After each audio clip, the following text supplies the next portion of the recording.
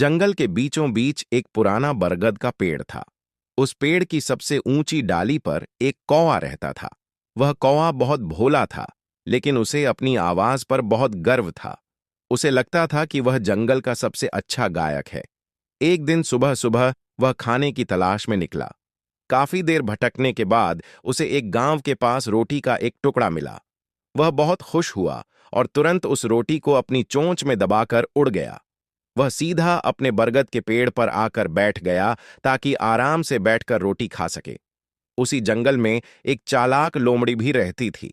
वह बहुत भूखी थी और कई दिनों से उसे अच्छा खाना नहीं मिला था। जैसे ही उसने कौवे को रोटी के टुकड़े के साथ देखा, उसके मुंह में पानी आ गया। उसने सोचा, अगर ये रोटी मुझे मिल जाए तो मेरी भूख मिट सकती है। लोमड़ी बहुत चालाक थी। वह जानती थी कि सीधे जाकर रोटी छीनना आसान नहीं होगा, इसलिए उसने एक योजना बनाई। वह धीरे धीरे पेड़ के नीचे आई और कौवे को मीठी आवाज में पुकारने लगी। अरे वाह! ये कौन है जो इस पेड़ पर बैठा है? क्या यह वही प्रसिद्ध कौवा है जिसकी आवाज पूरे जंगल में मशहूर है? कौवा यह सुनकर बहुत खुश हुआ। उसने नीचे झांक कर देखा। लोमड़ी उसकी तारीफ कर रही थी। कौवे ने मन ही मन सोचा, देखा, मेरी आवाज की तारीफ तो सब करते हैं। लोमड़ी ने फिर कहा, कौवा भाई, मैंने आपकी सुंदर आवाज के बारे में बहुत सुना है। क्या आप मेरे लिए एक प्यारा सा गीत नहीं गा सकते?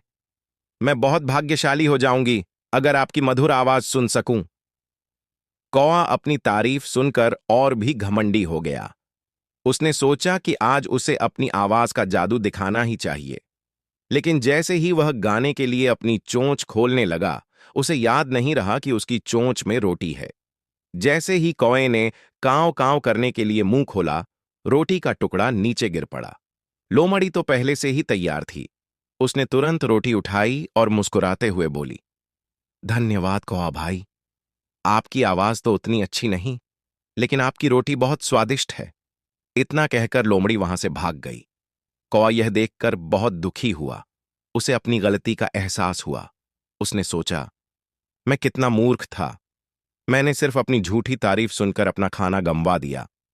वह उदास होकर पेड़ पर बैठ गया और खुद से वादा किया कि अब वह कभी भी किसी की झूठी प्रशंसा में नहीं आएगा। उस दिन के बाद कौवा पहले जैसा भोला नहीं रहा। उसने समझदारी से काम लेना शुरू किया और दूसरों की बातों पर तुरंत भरोसा करना छोड़ दिया। जंगल के बाकी जानवरों ने भी इस घटना से सीख ली। उन्हें समझ आ गया कि हर मीठी बात सच नहीं होती और कभी-कभी लोग अपने फायदे के लिए झूठी तारीफ करते हैं। कौवा अब पहले से ज्यादा सतर्क हो गया था।